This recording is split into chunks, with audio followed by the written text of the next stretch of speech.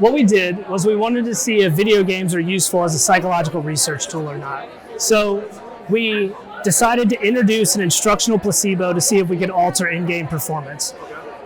On the instructional placebo that we used was a rule sheet, a pre-match rule sheet that had either a single rule on it saying that we would like you to emote after getting a kill because positively framing in-game events leads to subsequent performance increases. On the other rule sheet, which was the control, we said, please emote to maintain communication with the researcher. So they both performed the same action, they just had different expectations of the same action. And so we recruited 23 gold/platinum League of Legends players, and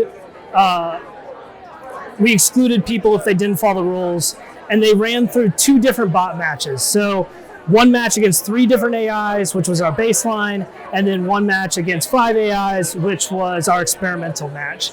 And we wanted to see if we could increase measures like creep score after 8 waves and first blood time. So we had some other measures too, but we wanted to see if in-game performance could be increased by this instructional placebo.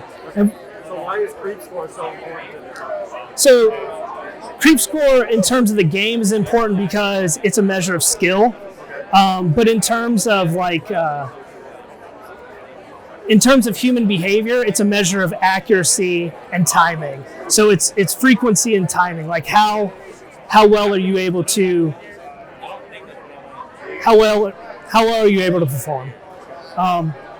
So we didn't find anything significant, and that is due to probably a plethora of reasons, but some that we came to were that expectation might not affect cognitive tasks because that's kind of still up in the air, that real-time strategy games might not be viable psychological tasks.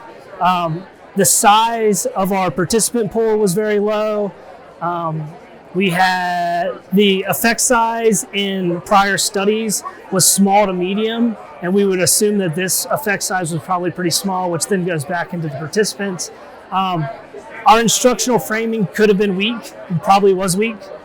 The subpopulation, and this is an interesting one, the subpopulation may have been resilient because they were considered experts of the game. Most of the people had played for about 8 years, so you have an idea that maybe experts are resilient to placebo effects.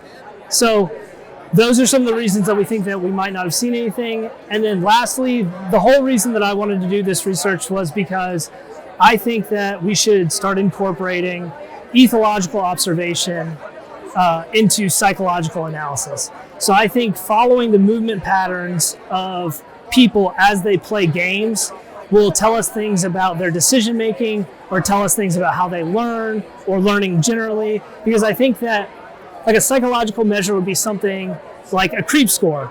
But in the game, there's a lot of movement patterns that go into how that creep score is obtained. And so I think that by evaluating those movement patterns in conjunction with the psychological analysis, that you will have more objective data if you use video games to measure psychological effects. All right, thank you very much. Yeah, absolutely.